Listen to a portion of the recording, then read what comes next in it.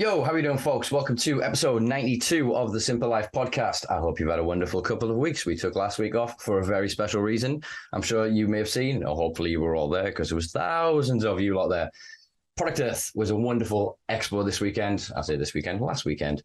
A great gathering of the cannabis community and the cannabis minds. It was brilliant to see the culture, the community, the corporations, and obviously the legislators, regulators, and everybody else kind of getting together and having a smooch in a field for a good few days. But it was great fun. I hope you all enjoyed it. Don't know why I've still got the posters up here, but we're going to give them a little bit more free advertising because, it was a really good event. So yeah, folks, let me know what you thought of Product Earth in the comments below. We may have a debrief with the team in a couple of weeks. I think it might be necessary because we had them on before. So now we need to see what they thought of the event. Now you lovely lot went and spent all your money, gave all your free time to go and support one of, if not the biggest event in the UK. So without further ado, bit of a shit segue this week, folks. I do apologize about that. Today's guest is, where's my notes? Oh my God, I'm not prepared. I do have some notes. Here we go. Today's guest is a cannabis consultant, activist, strategic advisor. I'm looking forward to finding out what that is.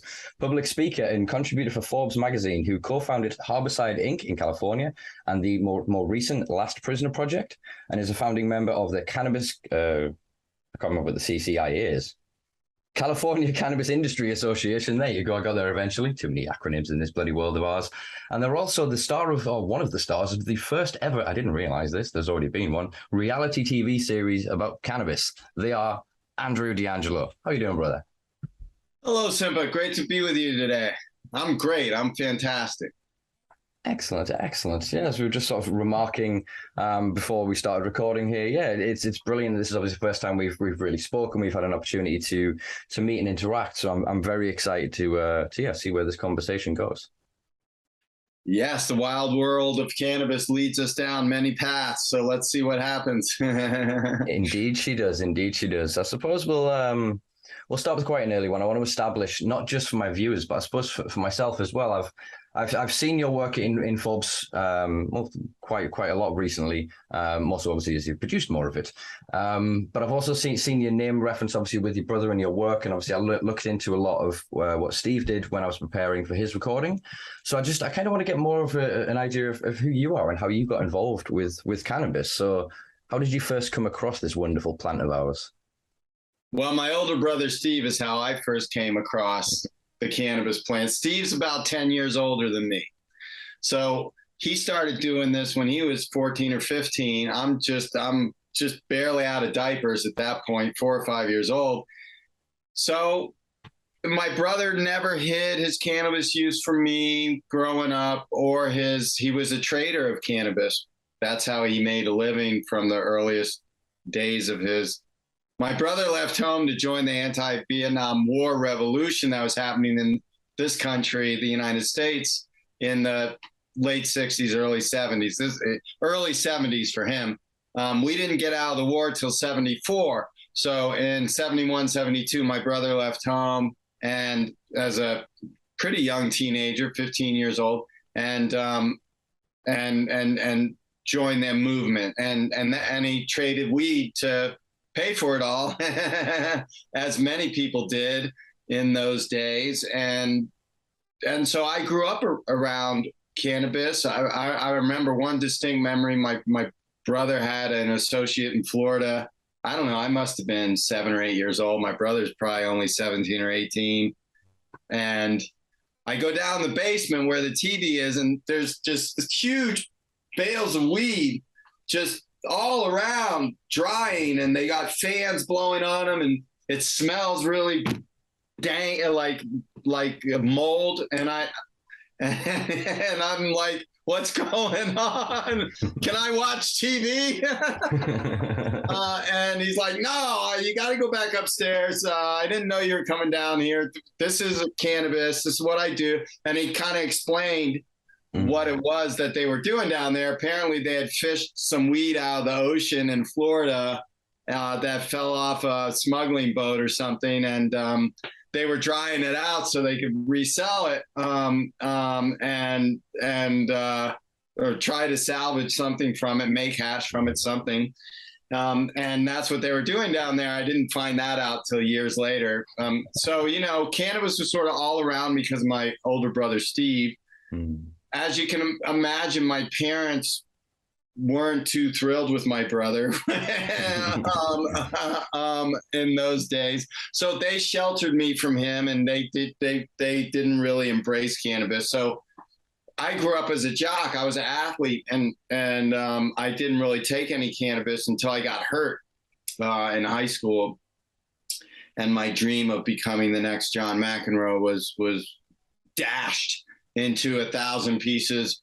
And I was very depressed and didn't know what to do with myself. And,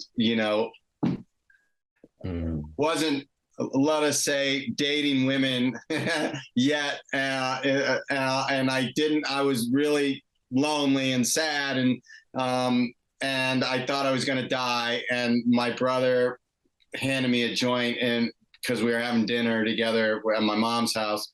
And he said, you need this right now. And he had been offering me cannabis a lot up until that point, because I was in high school, and he figured it was far too late for me to start already.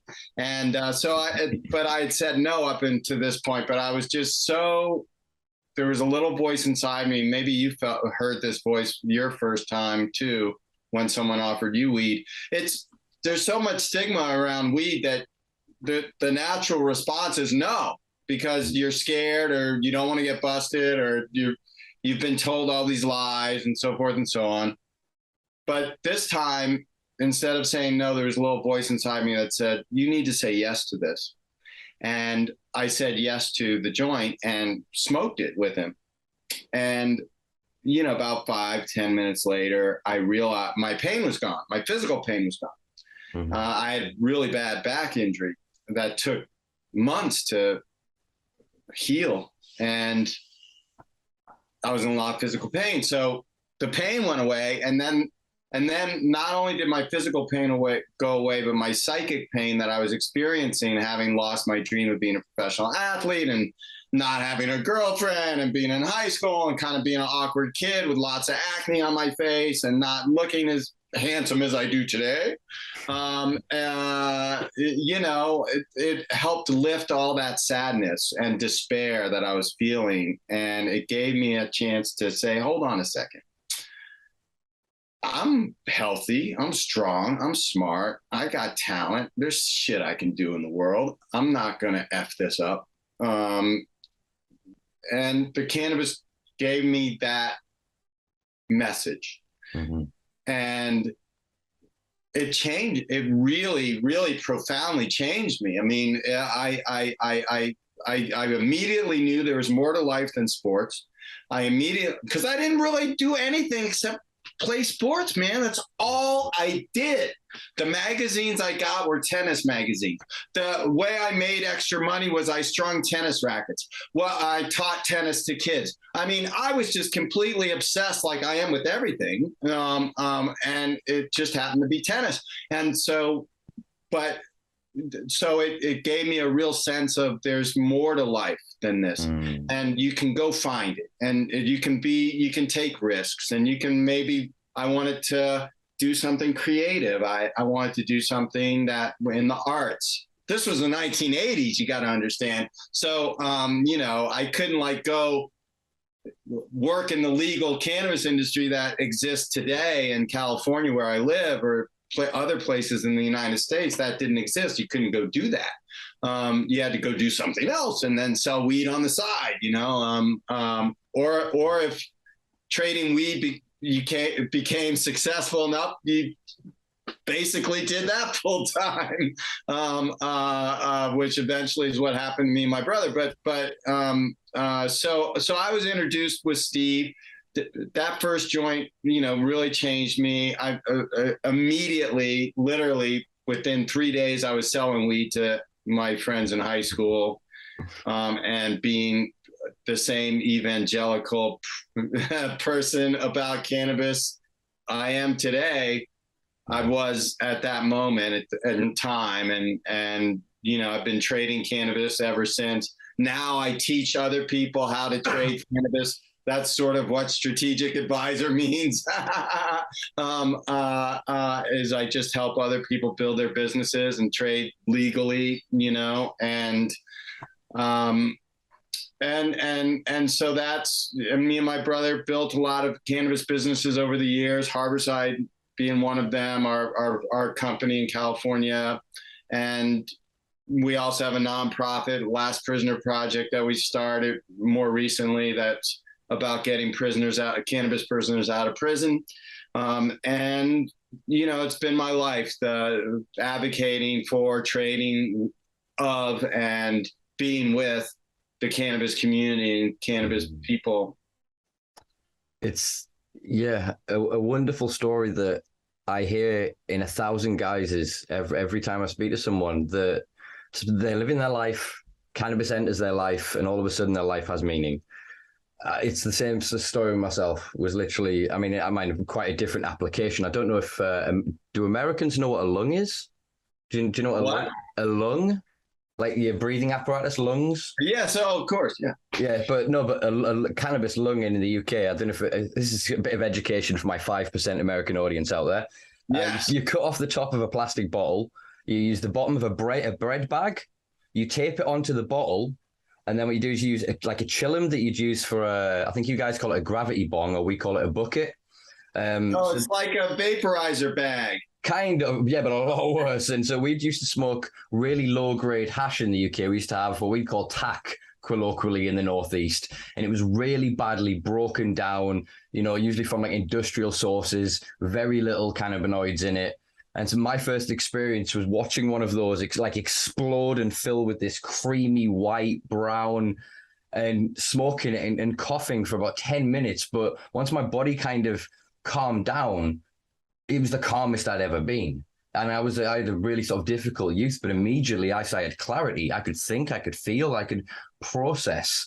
And kind of since that moment, all I've ever wanted to do is protect this plant, because she gave me purpose.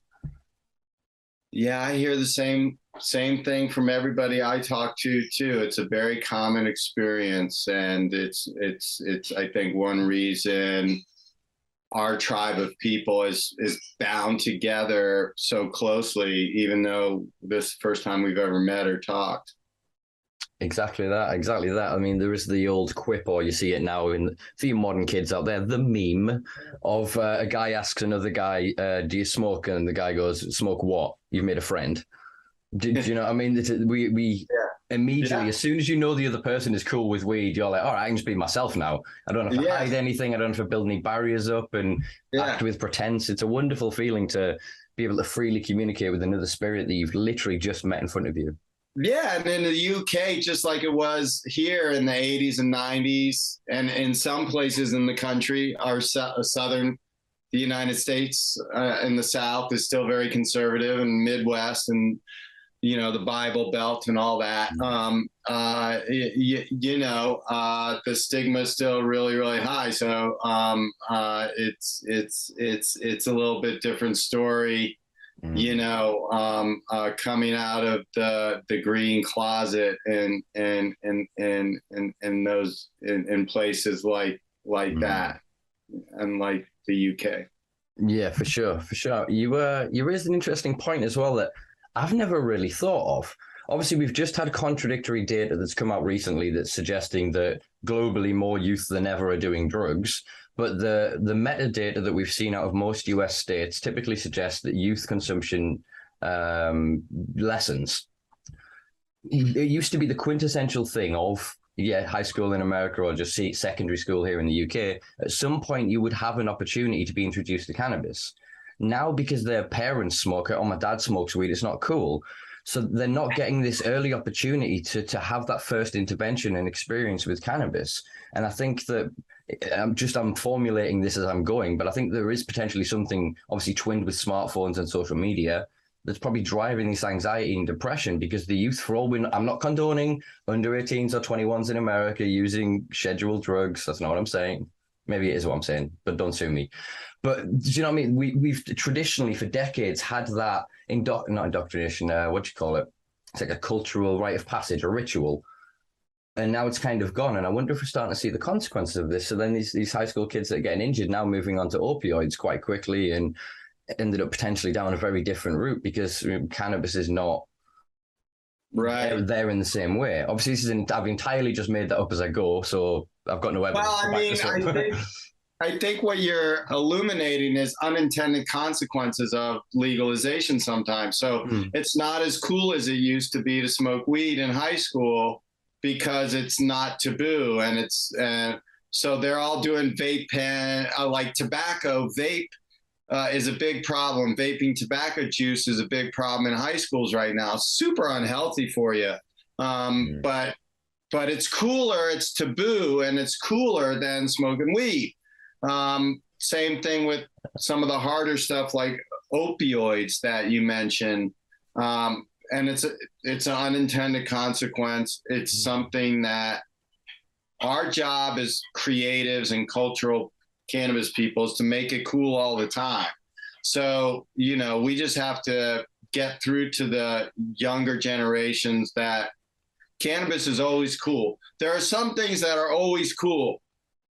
Sex is always cool if you're young. Music is always cool when you're young. And what I would say are the drugs part of sex, drugs, and rock and roll is really important to youth. What we want is for folks to do the least harmful and most beneficial drugs, like cannabis, and I would also say psychedelics, other plant-based, intoxicants, and sort of get away from fermentation, alcohol, and some of the white powders, and concentrate on what I call the Cali sober lifestyle, where it's basically weed and psychedelics, and then when we do indulge in something different than that, we're safe about it. We test it. We make sure there's no fentanyl or something that can really hurt us or kill us in it. And, we're responsible. I think that, adults, even people over the age of 18, I don't believe in this 21 crap. I think it should be 18 for everything. If you can go to war and die, you should be able to get high. I mean, come on. So, and get drunk. You can't even get drunk in the United States until you're 21. So legally anyway, of course, everyone does whenever they want, but let alone get stoned. So it's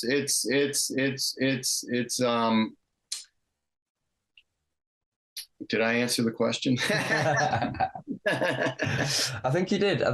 Yeah. And yeah, it's interesting. I think in a little bit we'll get onto more of the kind of unintended consequences of legalization, and I suppose other Asians, not Asians, again, don't get at me. Yeah, we just got to keep making it cool, man. We just got to keep making it cool. Look, if the kids think other stuff is cool and cannabis is not cool, then we made a mistake somewhere. We didn't do our jobs right. Agreed. So yeah, I was gonna say let's make cannabis taboo again, but wait, I don't know. I'm conflicted here. I know, so am I. Believe me. It's every week on this podcast, my opinion changes. Every time I write an article, I get to the end of it and go, "Crap! Now I've got to reevaluate everything I think and feel."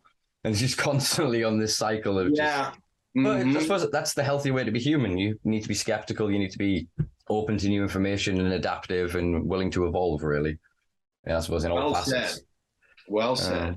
So I suppose chronology, let's continue. So we know how you've been introduced to cannabis. Obviously, you sort of alluded to then starting Harbourside. So what's the space in between? How did you decide from going from allegedly, potentially trading cannabis? I don't know what the laws are now. It was real. I started selling weed in high school. I went far away to college. So I grew up in Washington, D.C. area, and I went to college in California because I just couldn't take it anymore. And I needed to get someplace that was more liberal and more open to what I wanted to be when I grew up. And I wanted to study acting and theater arts and film. And so I wanted to be near LA, Los Angeles. And and I got lucky. I got a 50% scholarship to a school out there, a little school called Chapman. So I went there, and when you go, you don't have a lot. I mean, I grew up a middle-class kid from a broken family. So my parents split up when I was really young, and obviously my brother ran away from home and joined the revolution. And then, so that was a challenging environment to grow up in. But so I didn't have a lot. It wasn't like I was a rich kid at school that had a car and all this wealth and stuff. I had one suitcase I took to college with me, and it had half a pound of weed in it. And just the essentials. Somehow I didn't get busted smuggling that weed on the airplane. And I got out there, and just like you alluded to a moment ago, I start finding the kids that smoked weed. And so if I saw somebody with a Bob Marley sticker, on their book bag or something, I talked to them. If I saw somebody with a Grateful Dead thing, if I saw somebody in a tie-dye shirt, if I saw someone in a heavy metal band, shirt, I would approach them and say, hey, let's go smoke some weed.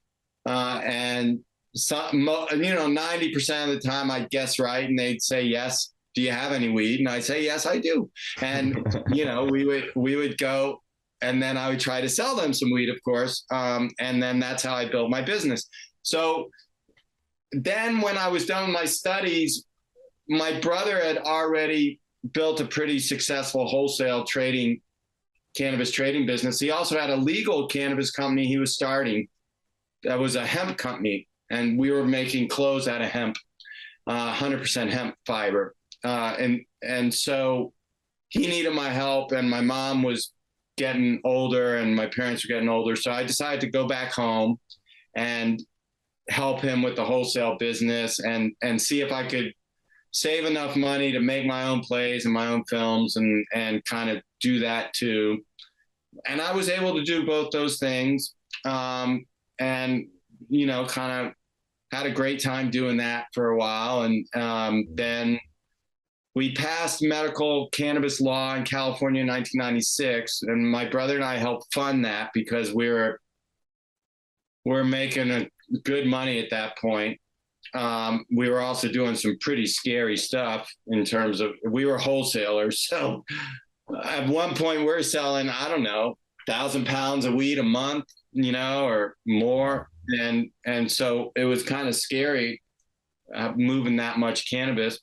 But we were good at it. I was good at it. And I've managed to finance some plays and films. And one of my films went to the Sundance Festival. And so, I was really kind of moving along in that part of my life. And then we passed a law in Washington, D.C. 2 years after California, our hometown. And the government nullified the law. The federal government has jurisdiction over Washington, D.C. in the United States. It's really strange. It's as if London was not a free city, but Washington, D.C. is not really a free city, even though it has its own mayor, it has its own council. It doesn't have control over its own budget. And so the federal government can tell the city that it won't authorize any money to spend on whatever program they don't want to fund. And then so in this case, they didn't fund the implementation of the law we passed. And so nothing could happen. We couldn't open a dispensary. We couldn't open a Harbourside. We couldn't do anything. And we were really pissed off about that. Shortly after that, my brother got busted with a load of weed. And that really changed our lives for the worse.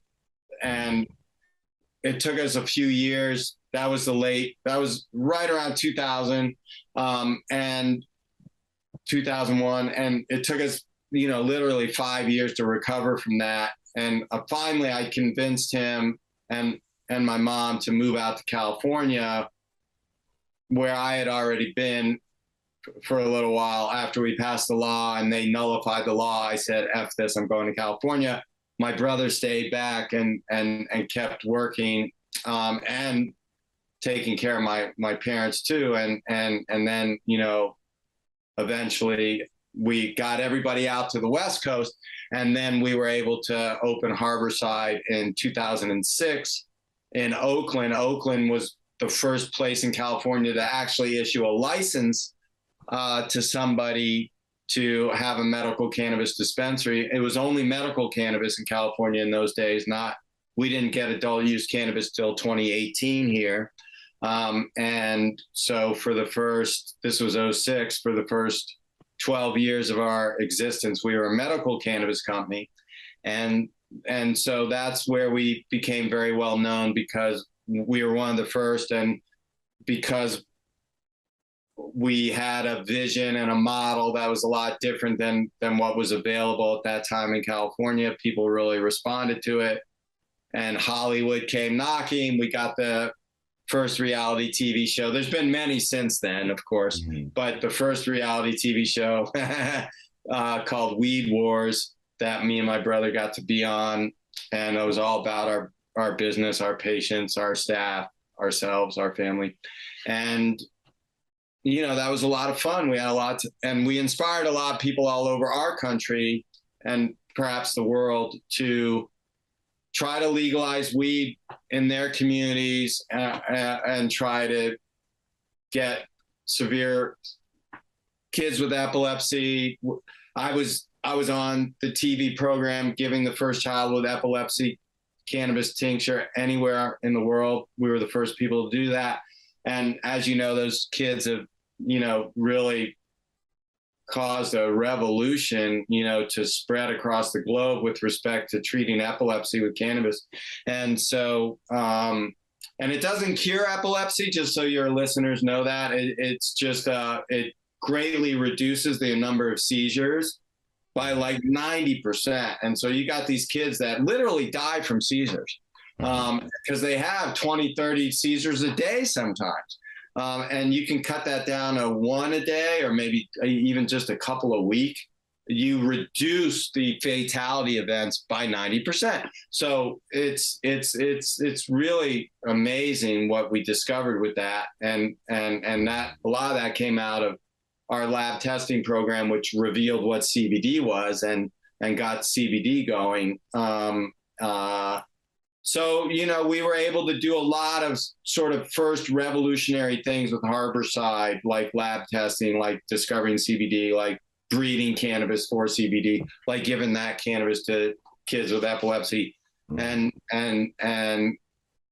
so, that's sort of my story up to now, I would say. Concise and impressive, I would say as well. I mean, few people manage to transition from one world to the other and do it successfily, let alone a family. I mean, you and your brother obviously have achieved a hell of a lot between you. I mean, actually, I can hear my listeners screaming in my head. I'm going to end up having to challenge the nomenclature of medical as a word, but I'm putting a pin in it for my audience just because of the speech I made this weekend at Product Earth. We'll loop back to that in a minute, but I just wanted to continue this chronology. I'm just settling the eager chants of my listeners in the background there. Psychosomatic, obviously. They're not really there, folks. I don't believe they're there. But yeah, back to my earlier point. So yeah, you and your brother, you've achieved a great deal. Most people are siblings. They don't really get on, or you get on and you see each other at Christmas. How have you managed to operate for so long together in both a lawful and unlawful environment and achieve, so much, do you think? Well, it's not easy for siblings to work together without driving each other mad. But we had, like I said, we came from a broken family, and we also had tragedy when we were younger kids. Our brother Daniel died. And so the combination of that made us very mindful and grateful for each other. So you have to sacrifice. You each have to sacrifice for the whole. And part of it was easier because, I for a long time, I wanted my brother to be the leader, and I sort of implemented what his vision was and made sure it happened right.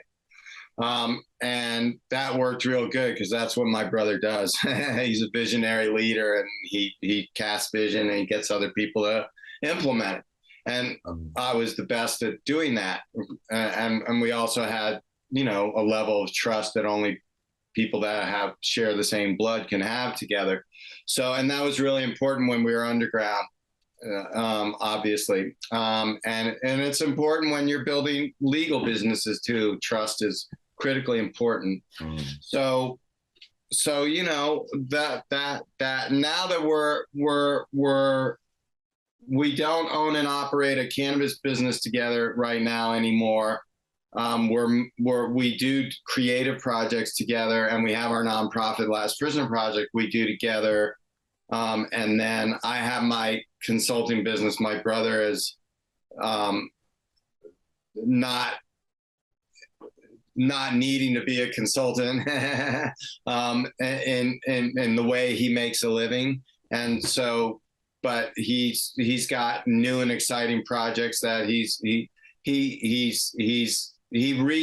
more recently left Harbourside than I did.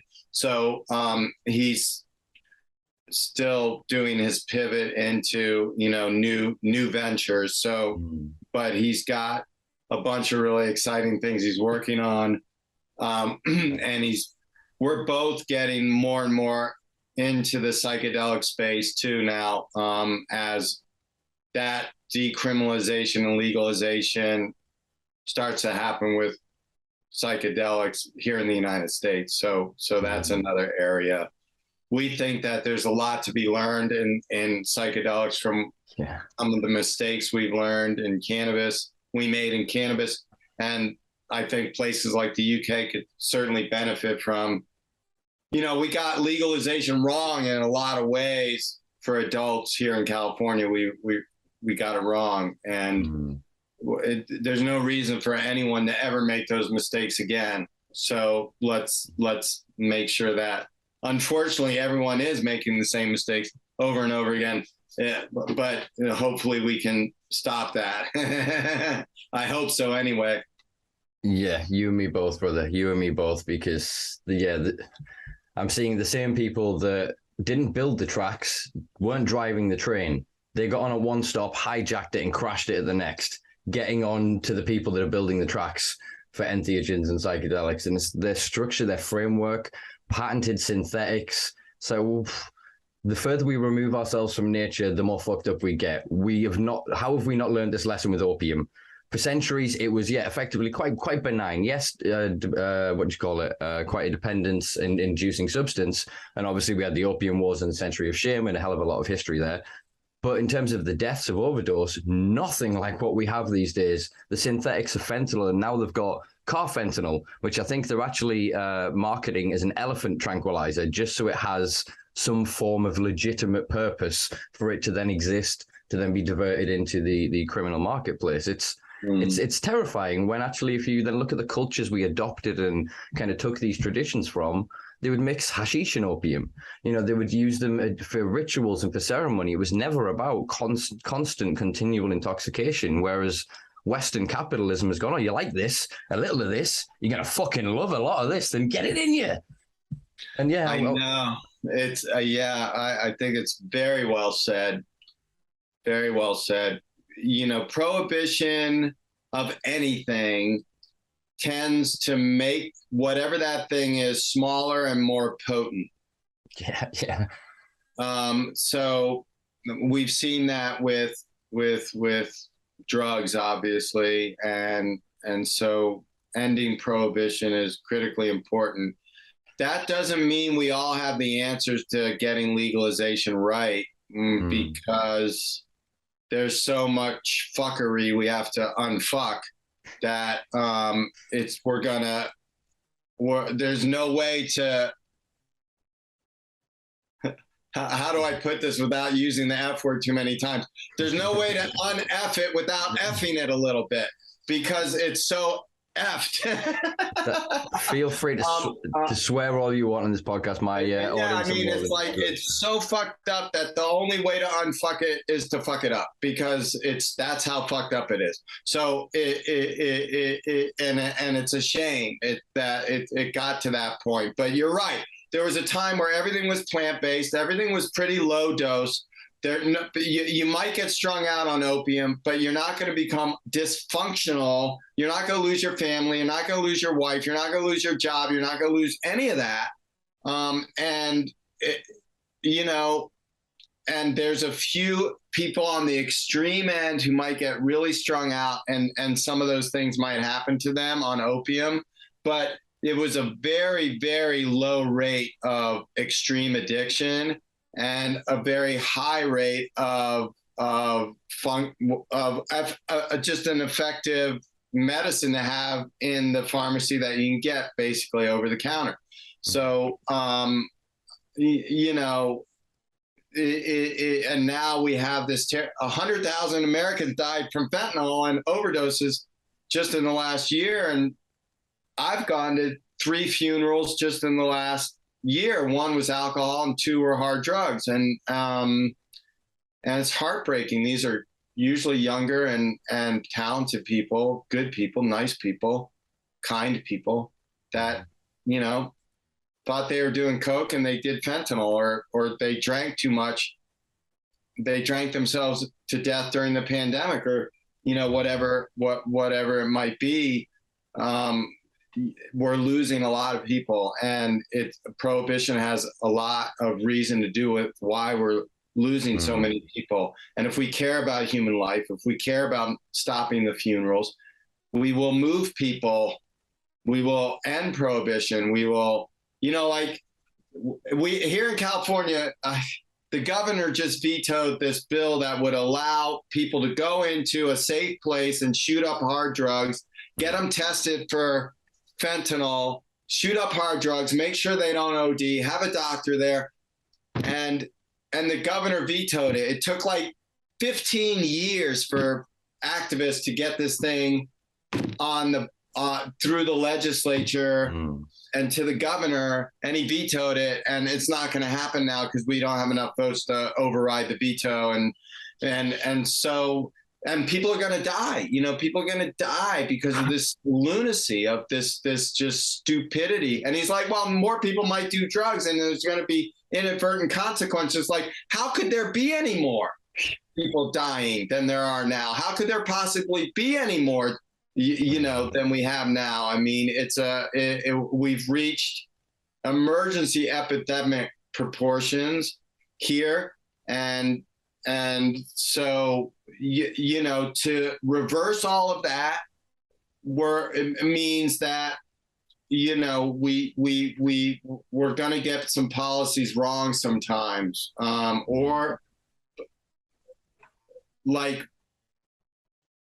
and we have to be able to learn from that and adjust and make sure that we're getting things right, and all learn together and be humble about this, because our 2 goals should be saving lives and making sure our people don't go to prison. So, and getting people out of prison, because dying and going to jail are the 2 biggest risks and harms to society that prohibition poses. And legalization, you already have massive rates of addiction with prohibition. Prohibition increases addiction. It doesn't decrease addiction, because the drugs are more potent, because they have to be made smaller so you can smuggle them and not get caught. And that's what fentanyl does. Fentanyl is much smaller than heroin, and cocaine, which is much smaller than marijuana to smuggle. And that's why people do coke instead of weed, and people do fentanyl instead of coke, because it's easier to get a hold of. It's, I don't disagree with anything you've said. I agree. But I encapsulated a thought for the first time. I think it's really on the head, or at least it is in my brain. This might sound like gibberish as it comes out of my mouth, but why don't we prohibit trauma? drugs, right, hear me out. So drugs are benign. They are an inanimate object. The drug exists in society. So say cannabis. Cannabis isn't illegal. The plant can't be criminalized. We're criminalized for dealing it, for cultivating it, trading it, making profit from it, because it's not legal to be high on it or for it to be in you. But the reason that certain people, it's like Lock and Key, Johan Hari, a British journalist, his work is wonderful. He describes, obviously, that it's not necessarily the old chemical hook that we see. Think of it more as lock and key. So a person has trauma, they're a lock, and they're looking for a key, something that makes them feel whole and unlocks a sense of oneness, of belonging, of love. Literally, I heard Maya Sholovitz, I'm sorry if I butchered your name there, speak once, and she described the first time she injected diamorphine heroin on the street, she felt like she was love. She had a hug everywhere. It was the whole body. She felt love for the first fucking time. And so I think if we can stop the paradigm of going, wait, we're basically looking at all of these traumatized people harming themselves in society, destroying their relationships, risking criminality, risking death, overdose, and all the rest of it. Why? As Gabor Mate speaks of, ask why the trauma, why the pain, not why the addiction. The addiction is secondary, it's symptomatic. So I think that if we can get anything, it's almost like when legalization, decriminalization, scheduling, prescribing, limited access of any plant is almost irrelevant in a world where trauma is under control. And we as a society, we as the clan, the smallest clan, the family, then the community, then the town, the city, the state, the country, recognize this and can help each other heal. We could sell heroin on every street corner and it would be like rats in Rat Park. Yeah, we'd all do a little bit of drugs now and then, but none of us would fall into these problematic cycles. And if we did, there would be a compassionate response from our society. We already now know that we have naloxone. I think you got to call it Suboxone in the States. Yeah. To immediately reverse an opioid overdose. There's a pharmaceutical company, fuck you, you know who you are, that are trying to patent an LSD antagonist. So there's a whole school of thought now that they're trying to work on basically if we can create switches to turn off these mechanisms, why then is there a problem? As soon as somebody is going through an experience, if you could be in the worst acid trip of your life, but then imagine that when you got that acid from a regulated space, you were given that knockoff. So you went, oh, I'm in trouble. Oh, where's the, oh, drink the shot. Half an hour later, you're like, oh, that was interesting. Do you know what I mean? So it comes to me all back to, and I speak from experience. I have had very problematic relationships with a lot of drugs, predominantly amphetamine. That seems to speak to obviously my ADHD diagnoses. Alcohol, because it was every fucking where.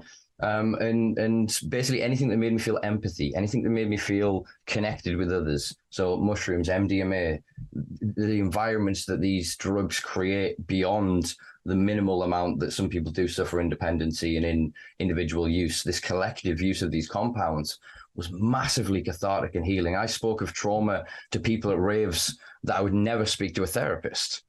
And I fear that then gone in the wrong hands, if we suddenly give the same people that have done what they've done with alcohol and tobacco and sugar, for fuck's sake, wow, these are the substances, we're going to be eating so fucking much of them that they're not going to give us any benefit. We're not going to be able to recognize and integrate the experience. We'll all be so tripped out on fucking mushrooms all the time that we'll absorb whatever bullshit is in front of us because we won't have sobriety, clarity, moments of, did you know what I mean? In the same way that there's some cultures, no offense to some of our neighbors over here in Europe, and us especially, that drink all day, every day, effectively. You only sober up to go to work. You come home, you crack your 4 tins. Next day, you know what I mean? You do the same. So you're never not under the influence of alcohol over the entirety of your adult life. I worry, for all I encourage entheogenic experiences and exploration, what the fuck would happen if all of a sudden they go, oh, here's this new microdose LSD. Take this every goddamn day because that makes us the most money. Like, what's that going to do long term, you know? Well, yes. I mean, I think that your observation of trauma being sort of the root cause, or one major root cause of addiction, is insightful. I mean, that's what I've seen and observed. All of us that have been in the underground culture, the rave culture, the music culture, it doesn't even have to be the weed culture, just creative cultures, painting culture, filmmaking culture. I mean, people have problems with hard drugs and alcohol in those circles. And so you probably know people who are strung out or who are alcoholics or who died maybe in those communities. So, and they're all trauma-based, right? Why do people, I studied acting, a lot of actors come from traumatic childhoods or childhoods where they didn't get enough attention, or they had a bunch of narcissists around them. Not mentioning any childhoods by name. And so, you know, trauma is a big driver of this, and you know, we're not going to be able to. Trauma is part of the human experience, and so we can't get rid of trauma. But what we can do, like you said, is have a compassionate response to trauma and have available resources for people to use without shame to deal with their trauma. In the United States, no one wants to, it's considered weak to deal with your trauma, to go to a therapist, to go to even a psychedelic therapy center that doesn't even exist yet. But if you could get into one of the trials, even that, it has stigma around it. And so it's really hard for people who have experienced trauma to then get over this stigma of getting help for that trauma and then actually having whatever that help is work. So, you know, there's a lot to overcome there. And the sooner we talk about it openly, like you just did, the faster we'll get there, because we've all had trauma. True. I think it's one of the universal human experiences. Obviously, I was speaking a bit hyperbole, but prohibiting it because we couldn't. But I just meant in terms of what you said before of everything shrinks under prohibition. And I was thinking before in my head, I was like, yeah, think of phones in prison. There's manufacturers now that make phones small enough to fit into a human body cavity to be smuggled into prisons. Think of guns, how small they're making smaller and smaller guns to, again, for the same thing, knives and all sorts of tools and whatever. There's a whole industry that is created by, well, the creative types that then want something that is prohibited. As soon as you limit something, human ingenuity kicks in. We are we are problem-solving machines. That's all we basically are. You put a problem in front of us, we figure it out. Yeah. And then, we get muddled up by that trauma, and all we're doing is just trying to figure the thing out in front of us.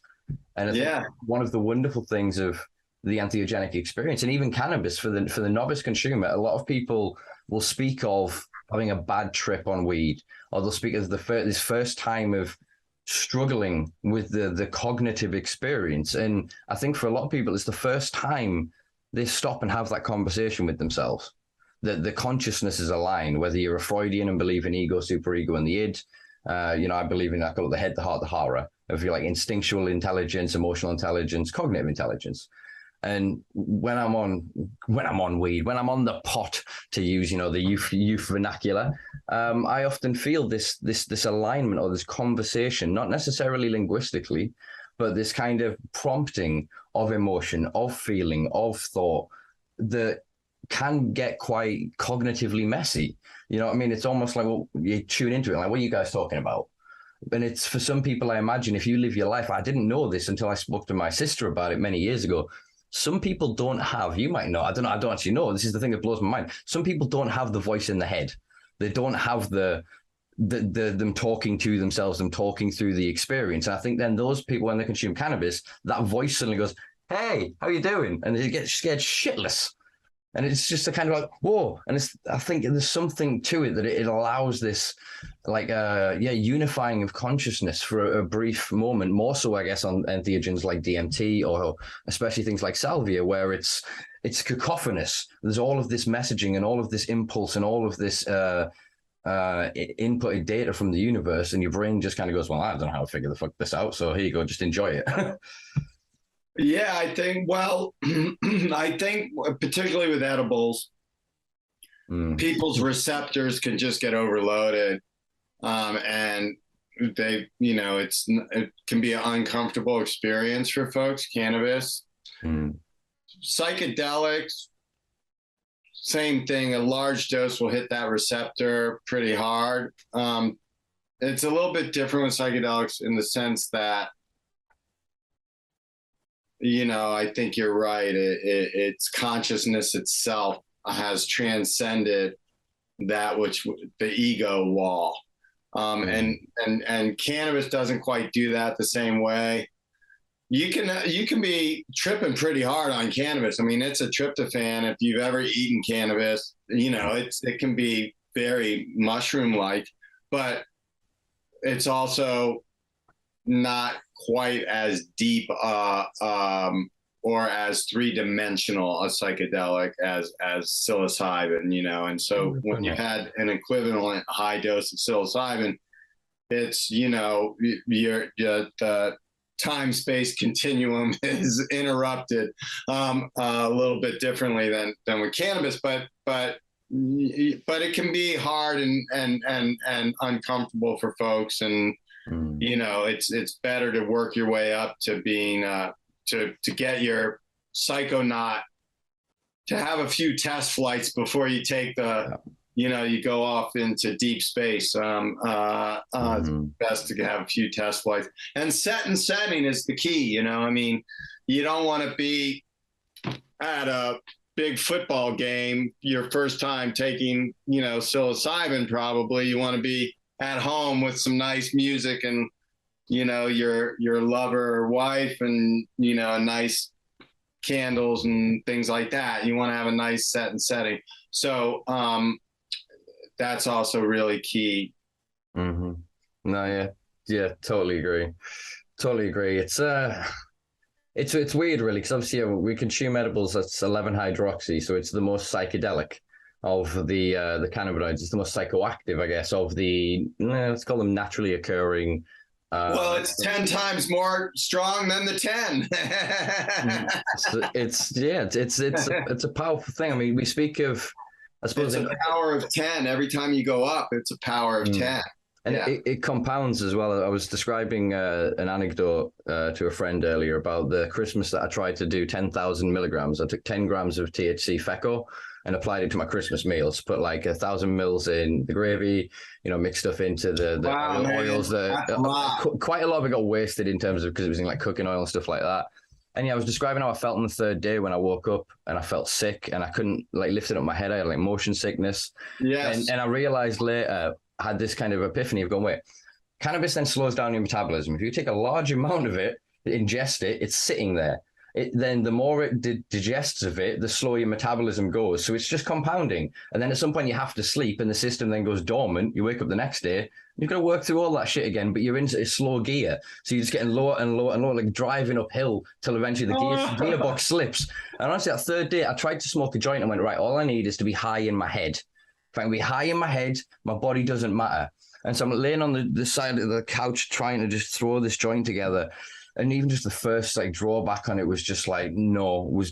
Everything in me was rejecting it. And yeah, I respect it now because I was taking the piss. I'd developed such a tolerance that I had such a large amount of FECO from a previous grow. Nobody around me sort of was immediately needing it or asking for it. And it was Christmas. And to be honest, I was feeling a bit fucking lonely. It was my first Christmas alone in well over a decade. And so, yeah, I made a massive Christmas dinner. I was like, I'm going to fucking enjoy this. It's going to be brilliant. I went out, took acid on the Christmas morning, went for a walk, and then had this on the evening. And probably actually the two were probably why it was so fucked up. But yeah, it was literally, I think 2 days after we have Boxing Day in the UK. So it was like the 29th. And I was literally just like, mates are out, you coming out for New Year's? What are you doing for New Year's? And I'm like, I'm hoping to get off the couch. It was a very... difficult experience. So I can understand how it not only it was not necessarily even psychedelic, it was challenging my psyche.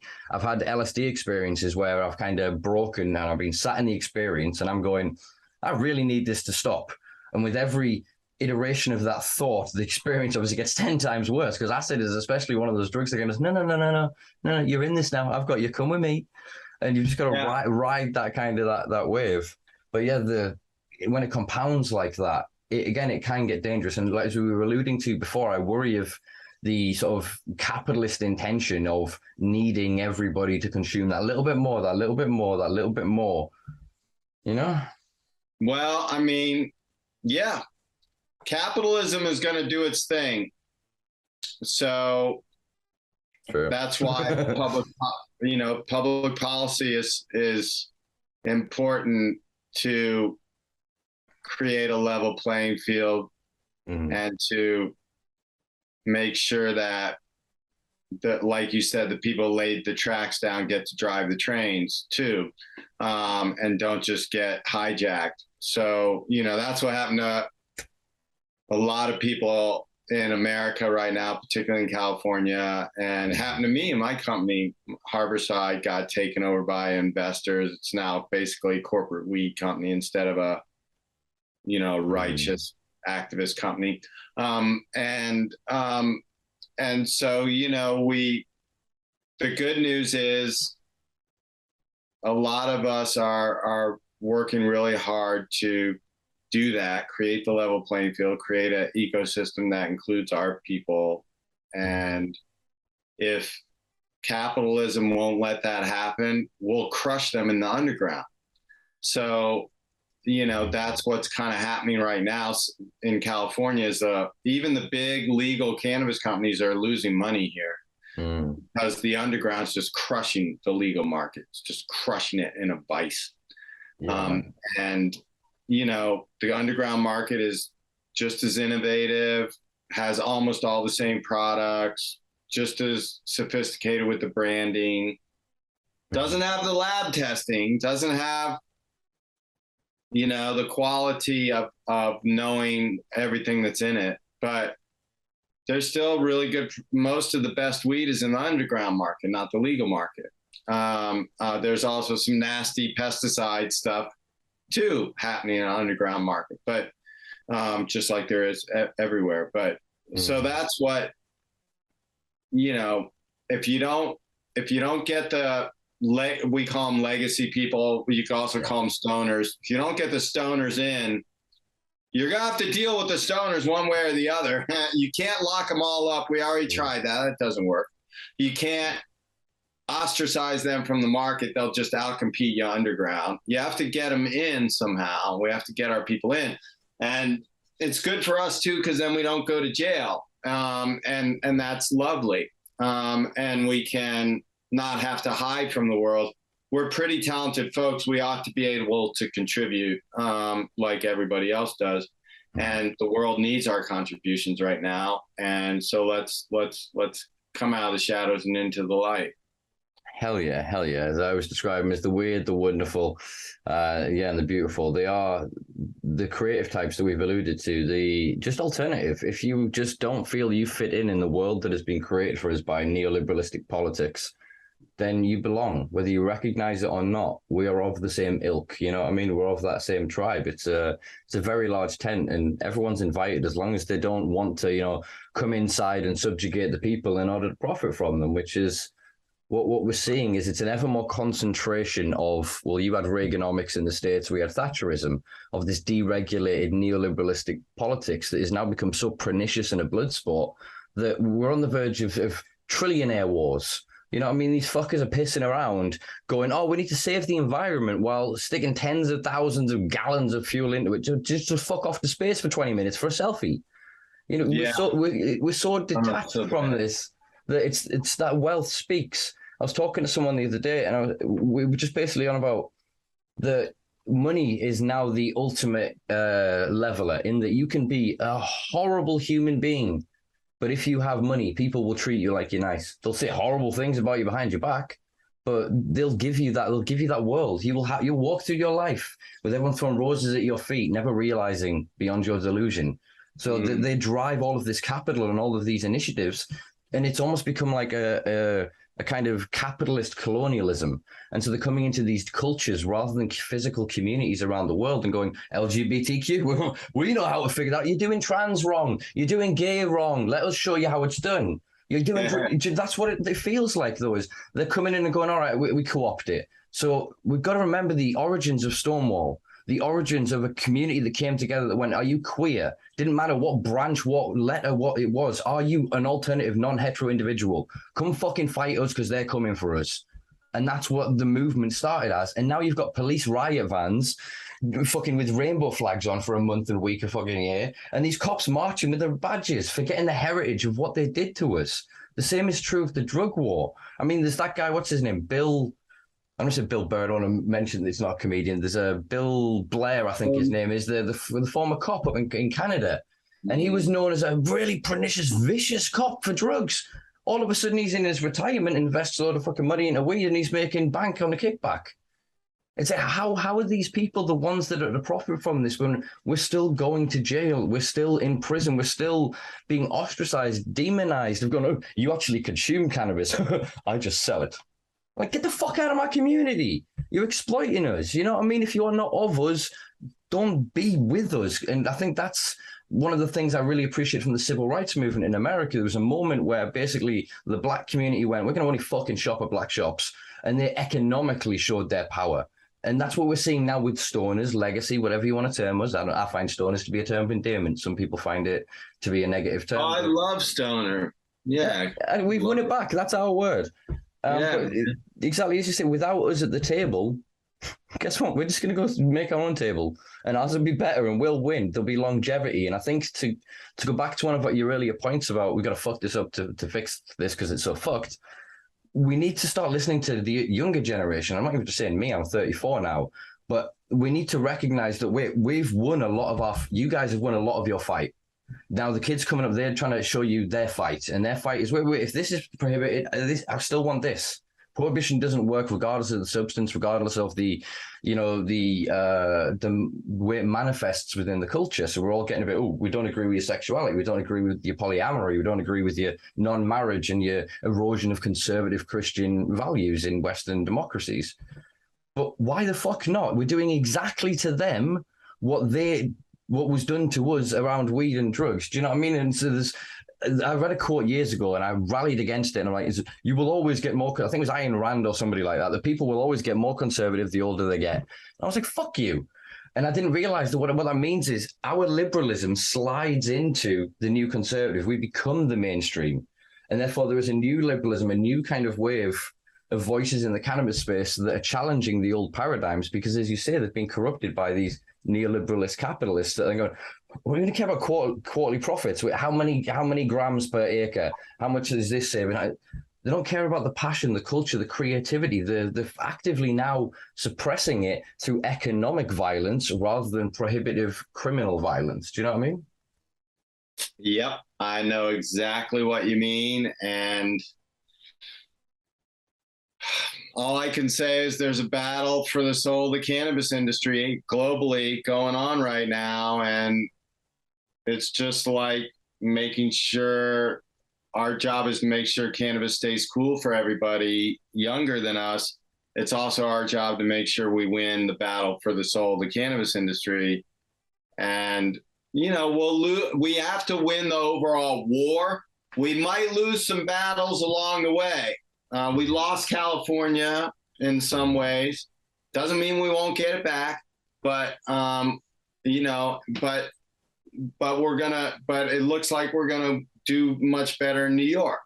So where the first 100 dispensary licenses are going to legacy people.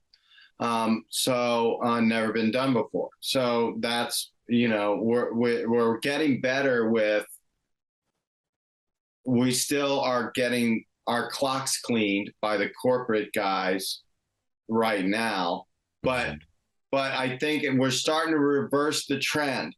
So like in Canada, the corporate guys had to destroy something like 10 million.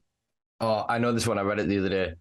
Between 10.8 million grams of weed or something like that. Way more. I read it the other day. It's pounds. It's 480 something million grams between January and December of 2021. Yeah. 480 odd million grams. I can't conceptualize that. Yeah, no, it's a huge amount, right? And they're saying that we don't know what we're doing, right? I'm like, we would never make a mistake where we grew that much weed that we couldn't sell.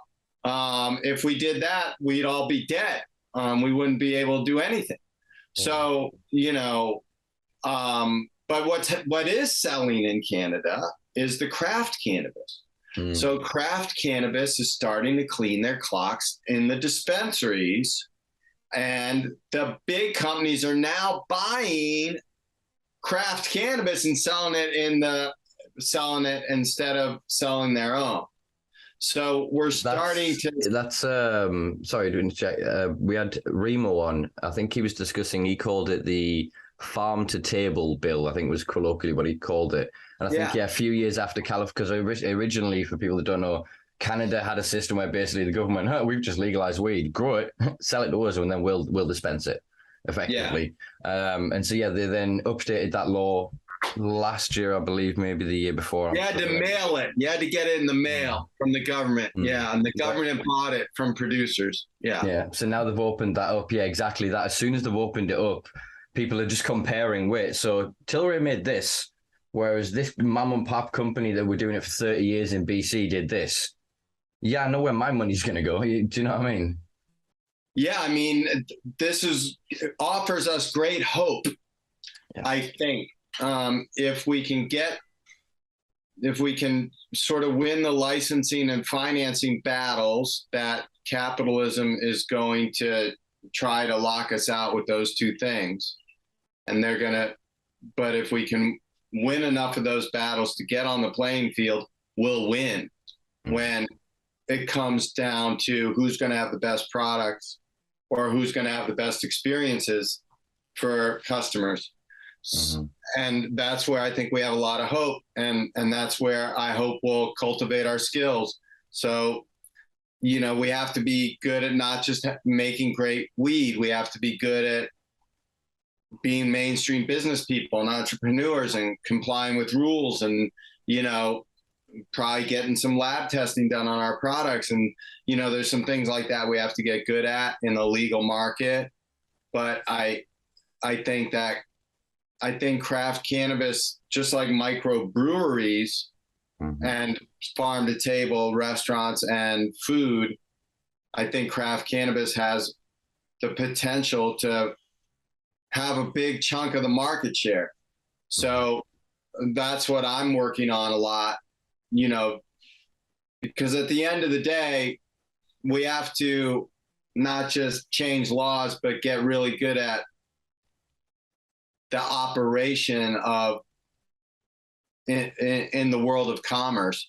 So, we have to have businesses that work, that succeed, that are profitable, that are fair, that are sustainable, that are environmentally strong. You can't grow weed indoors and be green. You simply can't do it. It's not possible.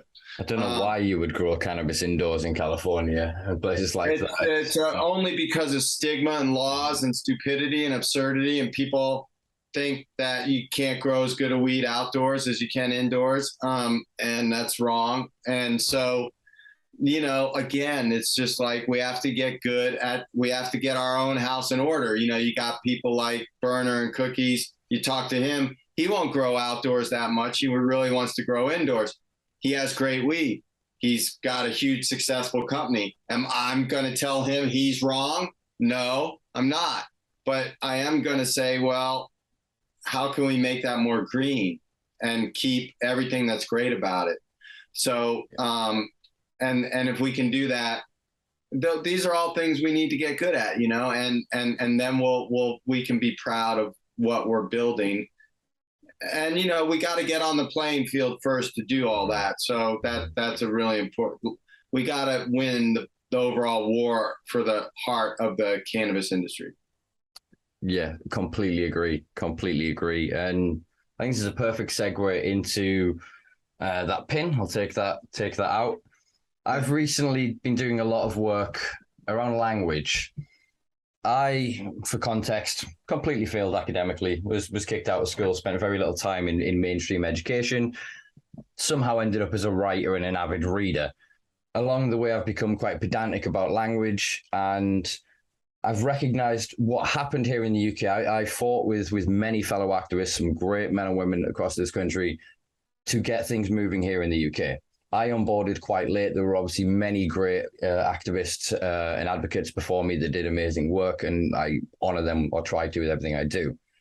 But I've basically arrived at a point of recognizing that the divisions between the subgroups are entirely because of misinterpreted language, that the terms that we use are not standardized. So that when we end up in conversations, we end up interchangeably using words that mean different things. When the industries that have been built around us, those legislations are enacted in legalese, in very specific language. So when we colloquially interchangeably say marijuana or hemp or whatever, we almost dilute the conversation. I've been doing a lot of work around false dichotomies, so that when we speak of the main one, obviously before, and for context again here, Andrew, I'm not going to say I had a meltdown, but I have been hosting stalls and doing whatever for about 6 years at events across the country.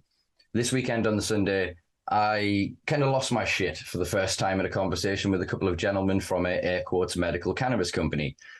Walked off the field, went and did a 3-minute live, quite explicit laden, where I basically go like, medical cannabis isn't a fucking thing. There is cannabis, the plant, and we can use it medicinally. Whereas creating the term medical cannabis suggests within our minds that cannabis, ergo, isn't medical. Only medical cannabis can do what medical can. Do you know what I mean? Yeah. And so basically I was opposite, again for context, a zone that despite my employers and the conversations I had with them, they called the medical zone. I begged them to call it medicinal zone or prescribed zone or something other than that nomenclature and terminology. So yeah, I basically got very frustrated around this. And what I'm trying to do is in the UK, working now with several other activists and organizations and entities, basically to create like a standard text and template of the language that we use here. So that from that, all of the people that are trying to protect the plant, in every sentence, in every time that they speak to protect it, they are speaking back to the plant rather than going, oh, we're trying to just get CBD, which we've seen what they've done now. We've got yeast extracts, we've got orange peel extracts, other biosyntheses. That's what they've done and created with CBD as an industry, because we separated CBD from cannabis. Then we separated it from hemp. You guys, unfortunately, as Americans, were the first ones to do that. I've gone, wait a minute. If we call it a different thing, we can criminalize the drug and keep the industry. We can then actually license that industry and make it ever more profitable. And we created this divergence that again says, if you grow cannabis, you can't make T-shirts, you can't make plastics, you can't make biofuels. Only hemp can do that. And I visited a farm, not going to name them, but shout out to you know who you are. I'm not going to name you. Stood at his farm in Medicinal, and we were on a second floor grow room, like dry room. And I pointed to this mountain. Went, what's this? You know, oh, it's sticks and stems. I don't know. Have you ever heard of graphene? You know, have you ever heard of some, and just listed off basically all the industrial applications I knew, and the guy just got redder and redder and more frustrated. And he explained that in California, his license means that he can only procure it for a drug. So all of that carbon that he sequestered, all of the potential materials that can make, the plastics that can defer from the marketplace, do you know what I mean? Is they're not legally allowed to touch it. Whereas then Jeff Sessions comes along and swiftly creates this hemp act, and that was supposed to be for the industrial properties. But look at what, again, most of the states have done, created for biomass to now make HHC, THCP, you know, name your acronyms these days of all of the different variants that are being biosynthesized from this mass. And again, we have no efficacy of this. The only reason it's legal is because it falls out of current regulation. Whereas again, we've separated all of that from the plant again. We're still, in my opinion, betraying that plant. So that's what I meant about we're highly processing that plant, all right, to get the Delta 9 and the Delta 10 and all the other stuff, that hemp-derived cannabinoids. It's highly processed. To extract CBD from orange peels is highly processed in a lab, right? So if you don't want to eat highly processed foods, don't eat them. If you don't want to take highly processed cannabis, you know, don't do that. Now, we don't have a level playing field. So right now in places like Texas, you can get hemp-derived Delta 9, but you can't get THC in buds, you know? So it's all messed up. So again, it's all one plant. And the rope is the dope, and California really got it wrong with hemp, and everywhere else is too. And again, capitalism has somewhat of a role to play in that, but also just ignorance, bad public policy, people not caring enough, not knowing enough, not trying hard enough to get it right. And so just carelessness a lot of times is what's behind a lot of this. So,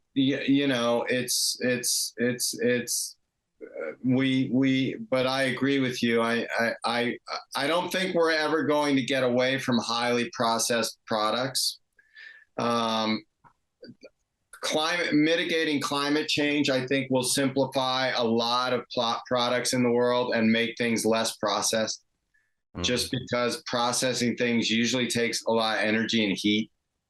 And we just don't have it. We just don't have the carbon to put in the air to make a potato chip. Just eat a potato, you know what I mean? So, or spray a potato chip with all this flavoring and I don't know, all this shit. So same thing with highly processed lab equipment and CO2, a CO2 that you make extracts from or that you put in the grow rooms. Guess what happens to CO2? Goes up in the atmosphere. Guess what CO2 is? Fossil fuel. I mean, it's not good. So it creates heat. It traps greenhouse gas. So, whereas flour that grows organically under the sun and you smoke in a joint, no CO2. It actually produces, it actually sequesters the carbon. And if you take the stem that it's grown from and make something from the stem, then you've done even more with it, right? So as you alluded to, we can make things from the stem. So, I think that there's promise in all of these things. We just have to get it right, man. I mean, and I hate to tell you this, but I only have about 5 more minutes to talk to you, but no, before I have to talk to somebody else, but I hope we get to the place where it's all one plant that has lots of different applications, and some of those are medicinal, and some of those are industrial, and some of those are, I think we'll be growing fields of hemp just to sequester carbon. We might not even do all that much with the actual hemp. I mean, we might just let it rewild it, baby. That's what I want to see. Literally just, how we did, there's a famous video of them launching fish into one of the lakes in America from the back of a helicopter to repopulate it. I want to see that, but cannabis seeds over vast parts of the surface of the earth. It's something Jack Harris spoke up in his book. I can't remember the statistics, but there was a certain percentage of the earth that basically was natural wild cannabis that had escaped all of the centuries of our usage around the world and was just naturally sequestering this carbon because she's dionysious. So she was just going male, female, sort herself out, and every cycle coming back and figuring it out. And the absence of that, plus then us growing, as you said, I mean, we're worse now in the UK. We're importing Canadian, Israeli, and Australian cannabis. And for people that are being prescribed it, when those same people are growing it in their houses as well. I know it's an insanity when you look at it. I know Sweden and Germany and all of Europe's doing that. Yeah, I mean, there's very few places in Europe actually producing. Denmark, I think I know, is one. Holland is another, but they're exporting only. I was going to say, the UK is the world leader in that one. Still, we just don't ever get to see it. Right. Yeah. I mean, you export it, you don't get to see it. And oh my God, how absurd is that? It's good for everyone else except you. Thank you very much. I was talking to one of the regulators here in the UK who basically wrote a report for it. And the sentence that I came up with was, once we looked at the contradictory schedules in the UK, a doctor signs a piece of paper here in the UK and makes your cannabis medicinal. If the doctor doesn't sign the piece of paper, it's a drug and it's dangerous. That is the semantics of the law in this country. As long as that doctor signed the paper and you've bought it from them, that's medicinal. Whereas if you grow it, it can't be medicinal. It's an insanity, an absurdity. So it actually brings me quite on to, I'll give my last two questions because we're out of time. How do you, or what would your ideal sort of resolution to this be? You've obviously been involved in the writing of legislation and seen a lot of different states come on board. Obviously, we're now having the federal conversation, and I'm enjoying the term descheduling, as in removing the plant and all its applications from criminal sanctions. Yeah. So sure. What do you think that, I suppose, you'd like to see, and ultimately what you think Congress and that are going to do anyway? Well, we got to get rid of the GMP requirements that are in Europe right now for cannabis formulations. That's just crazy. Like you mentioned, if you're not putting any nasty pesticides into the weed you're growing, there's nothing wrong with it.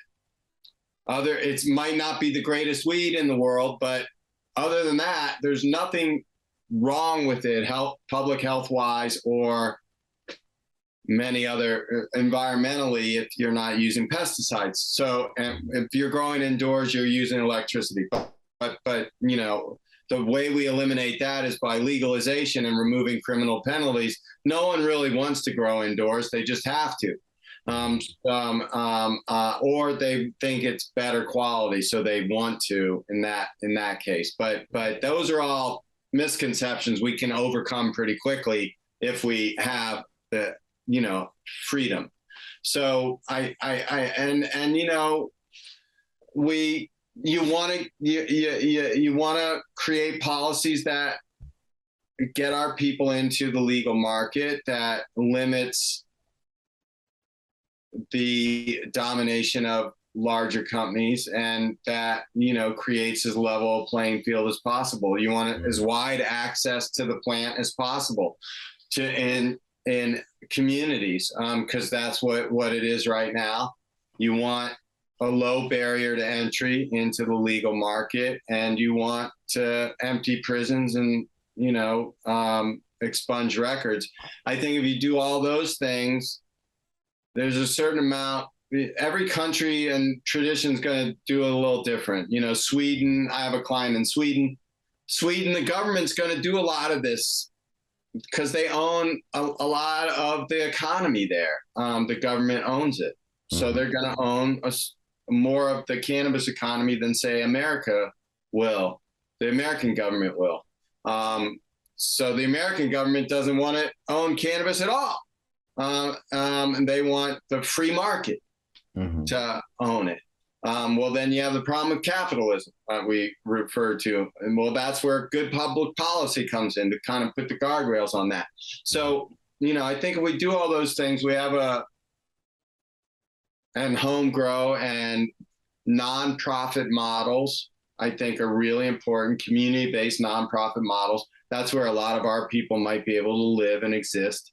A lot of our folks, they don't want global domination. They don't want to rule the world. So they just want a spot. So I think if we do all those things, we'll have an inclusive and vibrant market.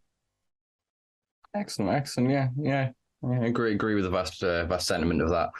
So I suppose then I'll ask you my final question that I ask all my guests. Okay, yeah, sorry, they're telling me I got to go. It's all right then, I'll let you go. It's been a pleasure, Andrew. I really appreciate you taking the time.